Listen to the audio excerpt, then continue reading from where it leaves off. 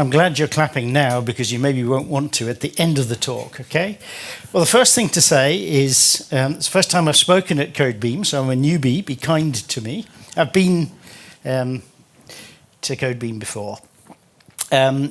Also, this is work in progress. It's really about a prototype tool, but we're really excited. It's the first time we can demo it and hopefully sell you on what we're trying to do. We've been working for about 4 years on this. There's a team of people all at Glasgow. Duncan, who's in the room, has done most of the work, but also Simon Fowler, Simon Gay, Danielle, and myself. So, starting from the basics, the Beam languages are concurrent, and when you write code in a concurrent language, you essentially write two different kinds of code. There's computation, which is about what computation does the program perform, and this is about algorithms and data structures. So function types and data types matter. But you also write coordination code, and this is where you spawn and supervise, kill processes and communicate between them. And they're two slightly different things that you're doing. You may not think of them as terribly separate as you write your code, but when you get things wrong in terms of the computation, you get data type errors. When you get things wrong in terms of the communication, well, these are communication errors. So let me talk a little bit about communication in the Beam languages. I'm going to focus on Erlang. It says Erlang in the title of the talk. That's because we had to build a tool for one of the Beam languages. But in fact, the principles that I'm going to talk about today and the theory behind them apply to all of the Beam languages. So it would be possible to build an analogous tool for Elixir, for Gleam, for your favorite Beam language. So, absolute basics of Beam language communication. It's a many sender, single receiver model. So many processes can send to another process. Only this server receives messages. The messages that are sent, so this is an identity server, generates unique identities. It gets initialized by main, and then there can be potentially many clients that send get messages. And all of these messages sit in a mailbox. Control over which message the process chooses to deal with next sits only with the receiver.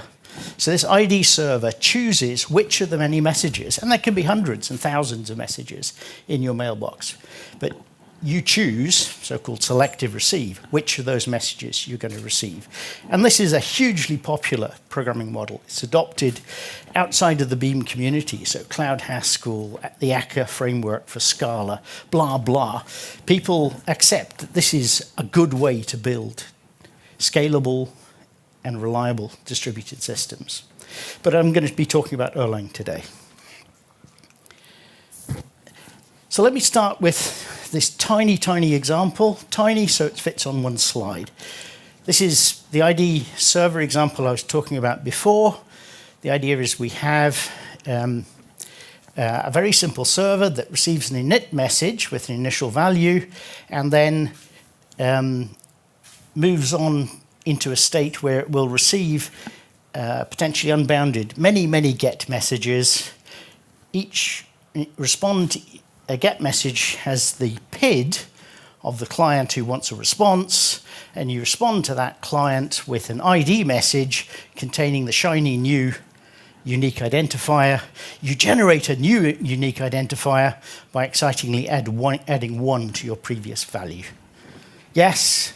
And this client, okay, to fit on one slide, we've decided the client is going to spawn the server. Probably you wouldn't do that in the real world, but you spawn the ID server, you send it in an init message, and then you can send it a get message and receive an ID and print it or do something sensible. In fact, it doesn't matter whether you send the get message before you send the init. That get message is just going to sit in the mailbox for the ID server. You can't do anything because the ID server, when created, is waiting for an init message. So that message just sits in the mailbox for the server, and indeed in a distributed world, if we had registered the name of the server, there could be loads of clients that might have sent get messages already to the server before it's ever initialized. And that's fine. They can just sit there. Once the server's been initialized, it can start unpacking that mailbox. Smile and nod if that makes any sense. Thank you, Tom. Okay, so that's called selected message receive. What could possibly go wrong? Well, I think I can come up with about 9 or 10 different communication errors just with this simple example, but I'm going to just show you 4. But you'll be pleased that I stop after 4, okay? So the first thing you can get wrong is you can send the wrong stuff in the message. Now, in a trivial example like this, you're not going to do that, but imagine you have a complex message and you, with, I don't know, 4 or 7 different elements of the payload, and you write 2 of them in the wrong order. At the moment, you have to find that out by debugging. So imagine we, instead of sending an integer, we send a character. Can anyone tell me what goes wrong?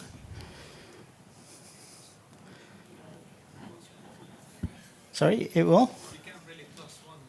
You can't +1. So the server, you made a mistake here. The server crashes only when you run the code. So you have to find this out at debugging. You take the character string, bind it to n, that's grand, but then when you try to add 1 to a character string, you get a runtime type error.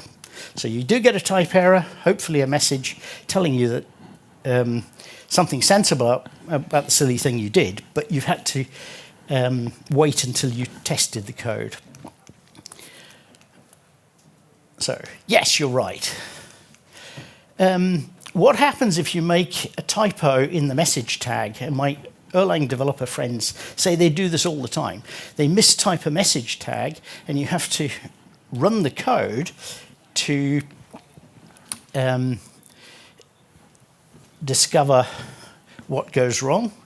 What happens? Well, 2 things happen. That message, GTE self, sits in the mailbox of the ID server. That's junk. It will never be received. I guess if you sent a whole lot of them, you could overflow your mailbox, perhaps. But mostly it's fairly harmless to the server, but the client will never receive a response, so you've hung your client. Yes? Smile and nod. Thank you, Tom. What happens if you send a request that the server didn't expect? And in particular, I said the protocol we were going to use with this ID server is you initialize it once and you never reinitialize it. What happens if you try to reinitialize it even with the right init message? Oh, well, I expected that, and I wrote some defensive code to say, if anyone sends me an init message, I'm going to complain with a message. That's kind of a bit against the let it crash philosophy. I'm writing defensive code to catch communication errors.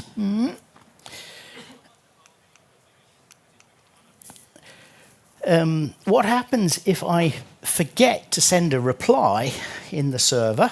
Now, trivial server, I'm not going to forget to send the reply, but you might imagine a server that has complex control flow, and you need to make sure that you send all of the responses in all of the branches of the control flow.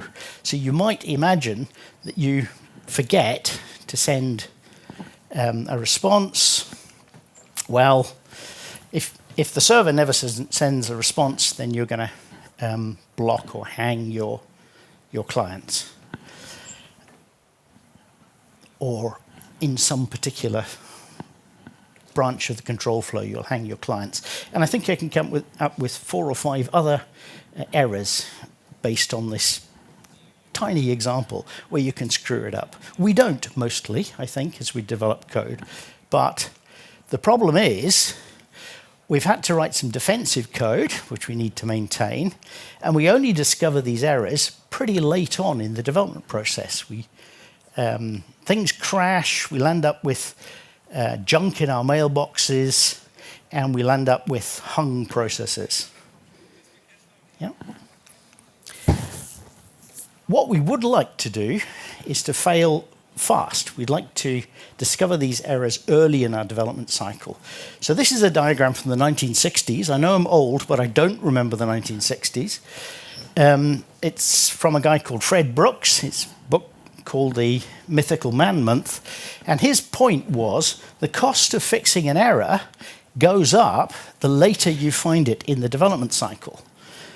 Why am I talking about 1960s stuff? Well, actually, we have the same cycle just for each sprint in an agile method.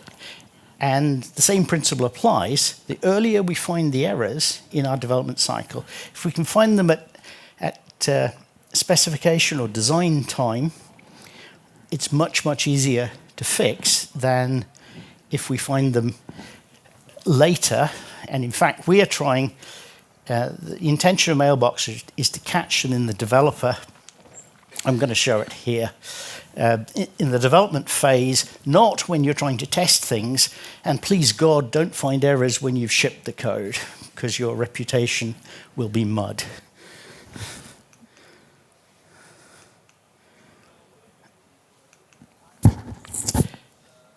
The other thing is there's nothing in the code I showed you that documented how the designer intended the code to work. So when we design systems, we draw diagrams like this. So this is a very simple diagram, but I'm going to show you some more complicated diagrams. But you have this intention that the client is, in this case, it was a client sending an init message.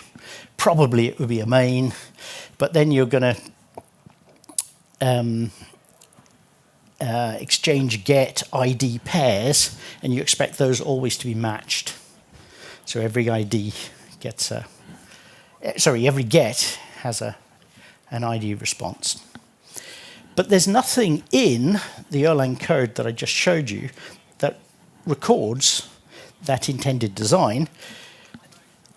Worse still, often the design changes as you implement it. And do you, hands up if you faithfully go back and change your design documents? Almost. One person in the room claims they might. Good. So the design documents, if you still have them, they don't match the code. And there's no record in the code of what you as the designer, developer, intended, the communication pattern that you intended. Let's contrast that a bit with type checking, so that type checking is hugely successful. Almost all modern programming languages have strong type systems where they guarantee that type errors don't occur. We have data typing. Well, when I say have strong data typing system, we specify the types of data structures and functions or APIs, and we check, before we run the code, we check at compile time that the code that someone has written matches the type spec or the type declaration. And we have a bunch of tools in the Beam ecosystem. So Dialyzer uses something called success typing. Etylizer, Annette, is using set theoretic typing. I'm not going to talk about equalizer, but it's also an important tool.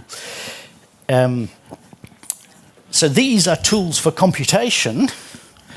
Our idea is a form of behavioral typing. There are other behavioral or other behavioral typing systems are available, but we're going to talk about mailbox types today. There are other things. So we're trying to catch communication errors. The types describe the protocols. So I said that you had an init, and then you had pairs of get ID messages, and only one init. So that is essentially the protocol from our tiny little example. And we check that the code that you wrote conforms to the protocol that you wrote, just the same way that you check that the function body matches the function type. And the tool here is Mailboxer, and the typing mechanism is something called mailbox types. Questions, comments, abuse? Good. Silence. Wonderful. So what we're trying to do is we're trying to build essentially a compile time tool, detect errors early, eliminate some defensive code. We're using standard, so I'm now switched into Erlang mode. We're using standard Erlang type annotations, just as Elixir does. We're documenting the intended communication patterns. It works alongside existing tools, so you can apply Dialyzer to our mailbox typed code, say. But these explicit communication types are available to other tools, so we could look at building refactoring the communication patterns using that information. Say. We want this to run quickly, so that it can be used during development. And we have some evidence that it does run quite quickly, and it should apply to serious code bases. So that's what we're going to try to do.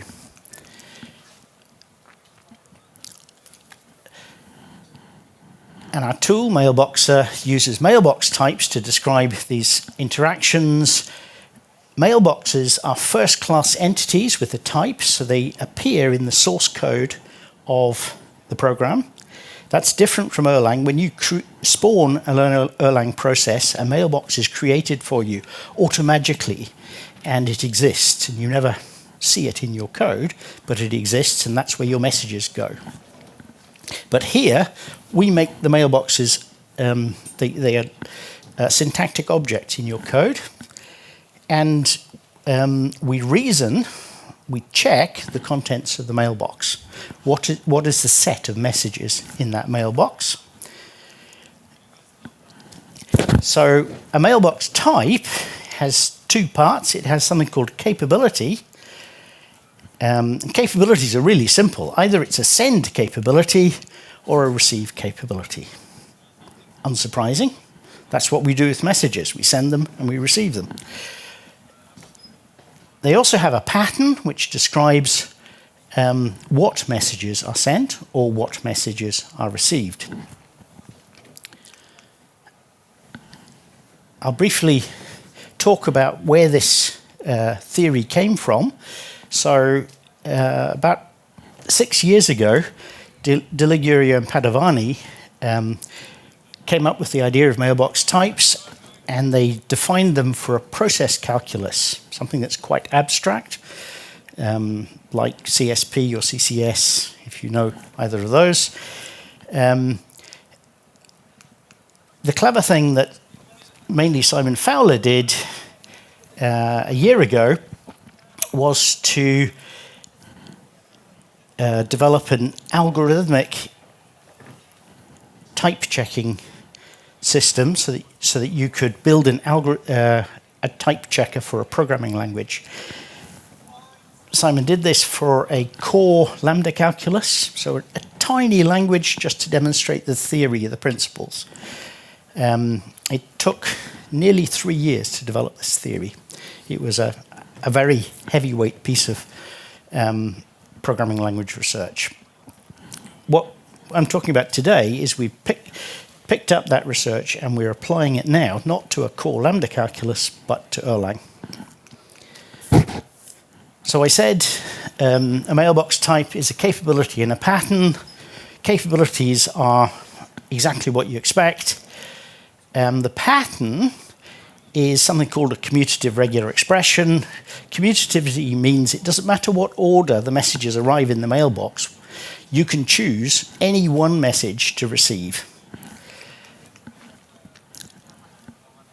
This is a bit theoretical. When you see an example, it becomes more obvious. So the ID server expects to receive exactly one init message, not two, not zero, one init message and many get messages.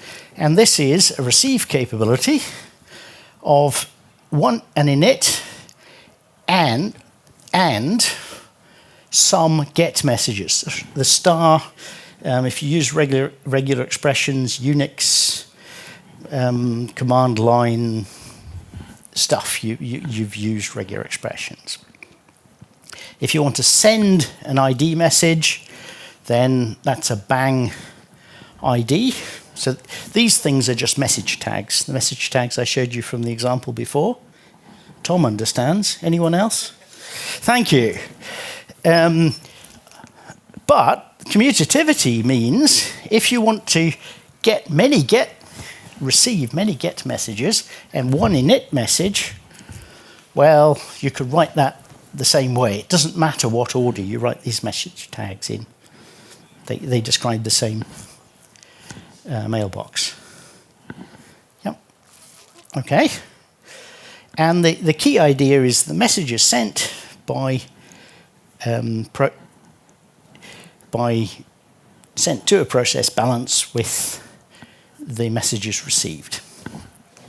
And this is checked statically before you ever run the code. Okay, so the implementation, the first part of the implementation is something called an interface. And this is a very, very simple idea.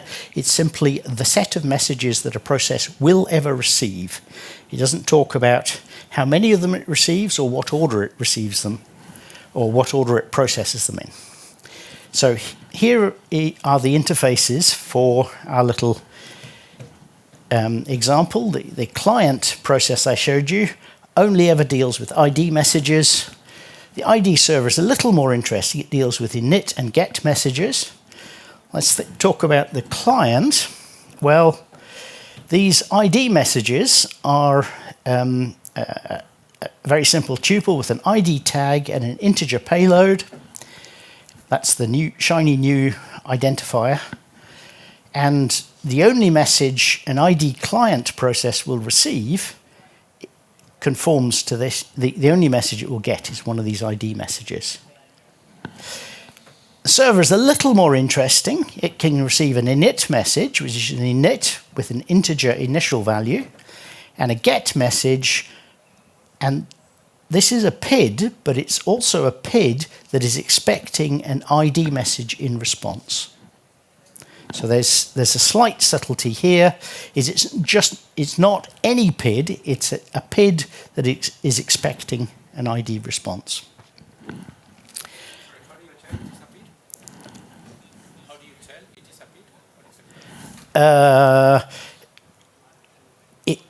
It's an interface, and only processes have interfaces. So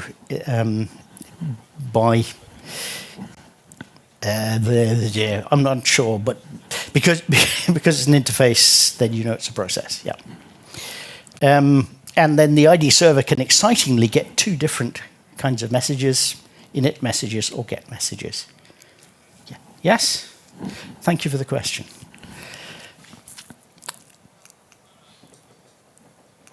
Oh, I didn't mention we also annotate whether a function is going to create a new mailbox or use some existing mailbox. And you'll see an example of that in just a moment. So here's our code decorated with mailbox types.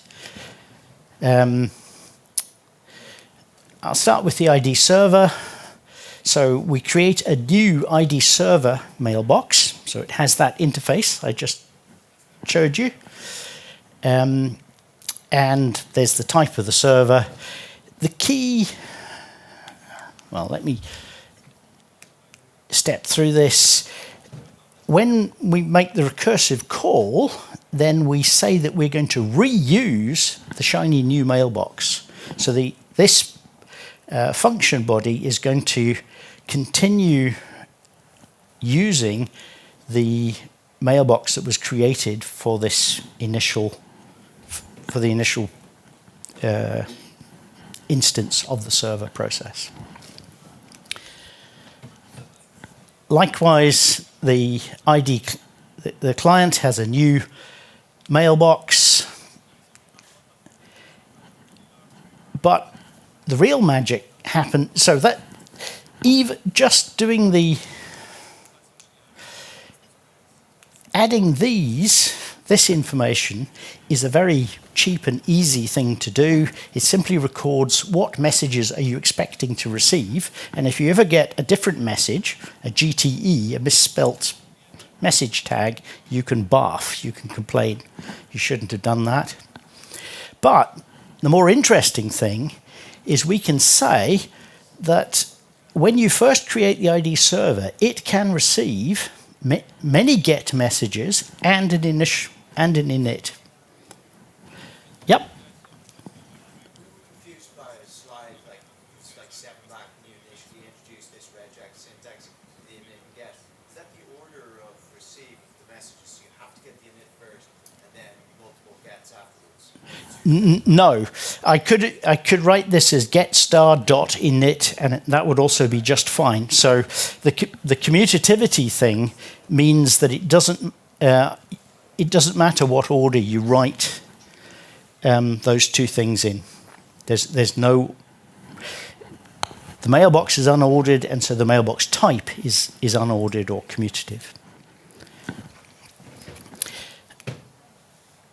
This assertion, it's not C assertion, it's not a runtime assertion, it's an assertion that when you run the tool statically, before you ever run the code, the only messages that an ID server will ever get from any client will be get messages or a single init, and likewise the only message that the ID server will receive are get messages, potentially many of them.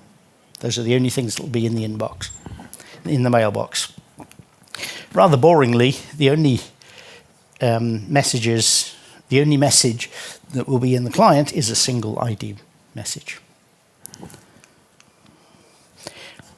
This also means because we know that there will be nothing other than a get message, we can remove that defensive code. We know from analyzing the code there will never be another init message sent to this receive statement. So let me show you that working, perhaps.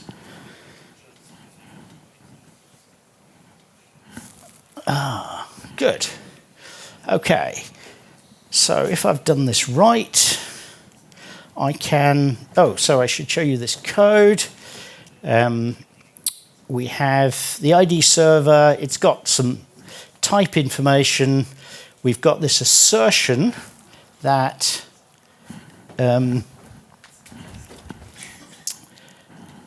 have I got this? Yes. We've got this assertion that in the initial ID server we can have init or star get. And once we are in ID server loop,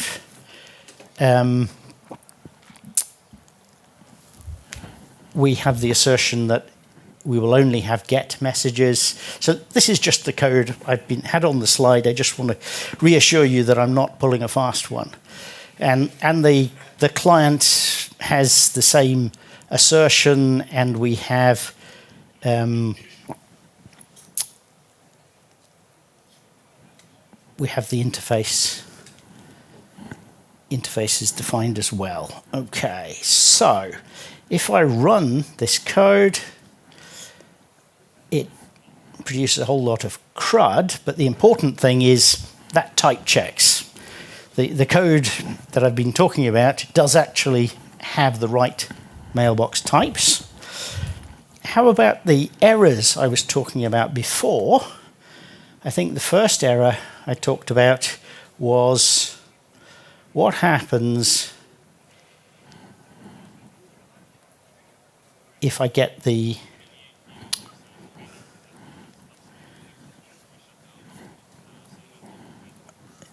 if I send the wrong a value of the wrong type in the init message, a string rather than an integer. Save that, right?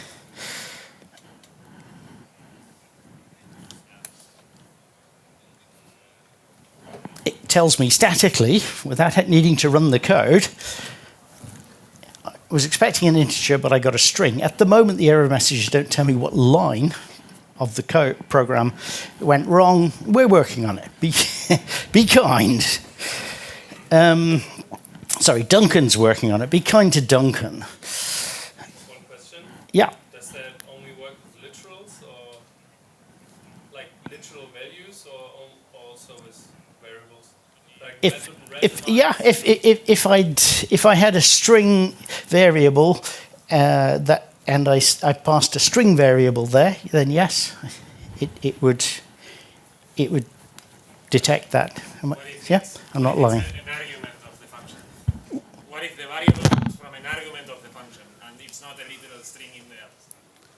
Yes. Sorry. Let's discuss offline because these are variations. Yeah. Okay. Yep. Let's do it later. Good answer.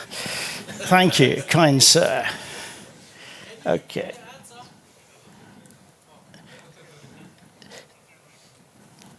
My answer was, if you pass a variable that is a string, you'll get the same type error.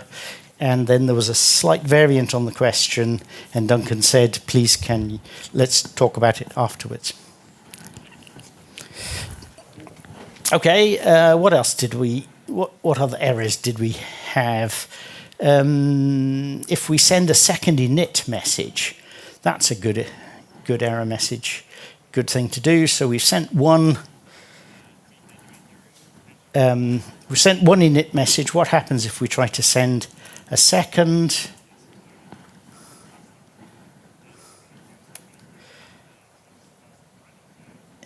And it says, you said in your assert statement that I was going to get, you'd have one init and many gets, and I've got now two inits and a single get, and that's not compatible. They don't match. Yes? Oosh. Okay. Right. Okay. I could go through and I can show you all of the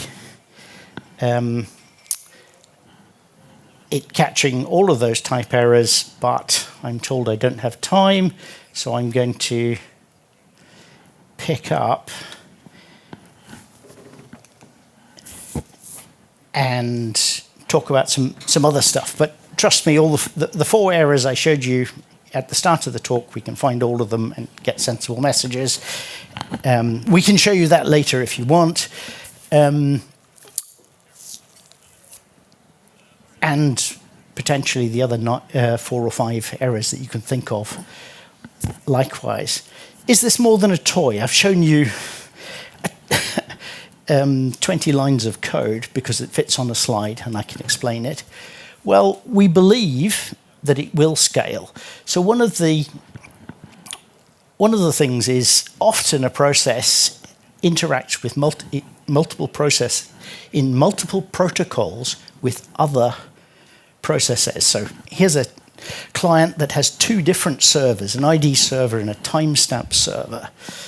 Are the messages from the 2 servers going to get mixed up? In the Erlang world, all of those messages are going to be in the same mailbox. Well, the magic is that we're able to create multiple logical mailboxes. You can think of those as partitions of the monolithic mailbox, and we can describe the protocols separately. We tried to draw this in a picture, so the ID server stuff is brown, and the timestamp server stuff is purple.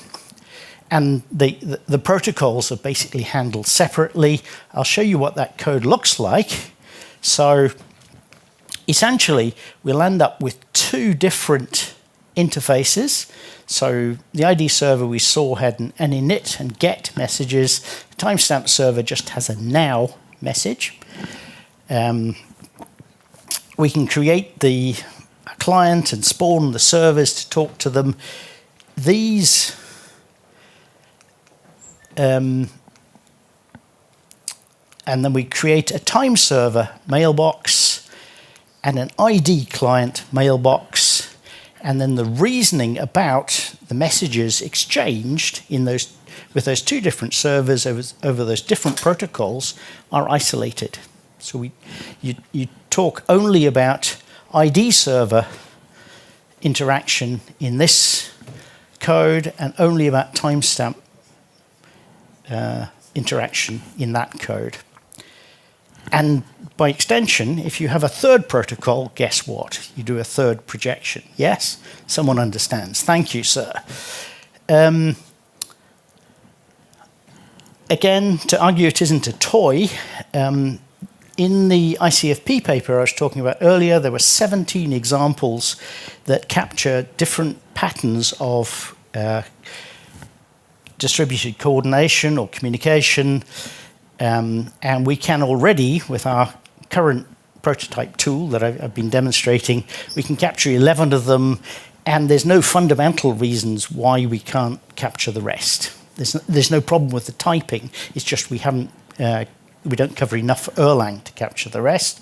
What are some of these patterns? Well, one is a ring, where you have a ring of processes communicating with each other. Another one, if you do Fibonacci, you have a dynamic binary tree of processes that's created to communicate with each other. Obviously a toy, but an illustrative example. Slightly more realistic, there's this client master worker system where the client sends large chunks of work to the master breaks that down, sends it in smaller chunks to a bunch of workers that return partial results. The master reassembles them, sends them back. Two protocols, and a bit less trivial than the example I've shown you already. Yeah. So we're working on Mailboxer at the moment. We currently support a subset of the Erlang syntax, and we're extending that subset to cover things like n-ary tuples, lists. We think we need to make writing mailbox types less verbose, so that you don't have to write the mailbox pattern in exhaustive detail. You can say, this receive is going to receive a reset message and possibly some other stuff, and I don't care about the other stuff. We think to make this work on any large code base, we need to use some gradual typing where we can allow people to use mailbox types in some modules, but not the entire code base. And obviously providing mailbox types for the OTP behaviors is critical for adoption in any serious code base. Take-home messages. We're trying to catch communication errors early, compile time. We think mailbox types are a very good match for Beam languages, if you like, for Akka languages in general. They enable you to embed the communication model, make it explicit in the code. You have to maintain the mailbox types in tandem with the code. If you change the code and not the types, you get a type error. It's exactly like data types in that way. Then the intended communication is available to tools and developers, and we are really hopeful that this is going to scale to become a usable tool, but isn't yet. So, I didn't see, but you showed it. But is it a separate preprocessor, or is it? My Erlang is very small. I only mostly write Elixir and Beam. So, yes. Or is it Erlang macros or something?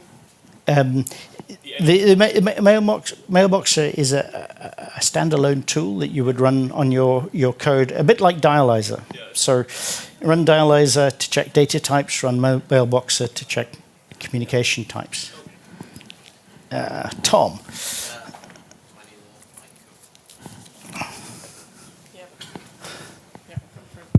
cool. You talked about making sure that your get and IDs are paired off together, and from what I could tell in your examples, you do that with the assert thing in the code. Is it possible to talk about the two being paired off outside of the body of the implementation, in kind of like your specs and things? What I showed you was one init message and many get messages. It is possible to write mailbox types that have one init message and two get messages, or three get messages. So you can enumerate the number a little more precisely than many. It gets a bit clunky.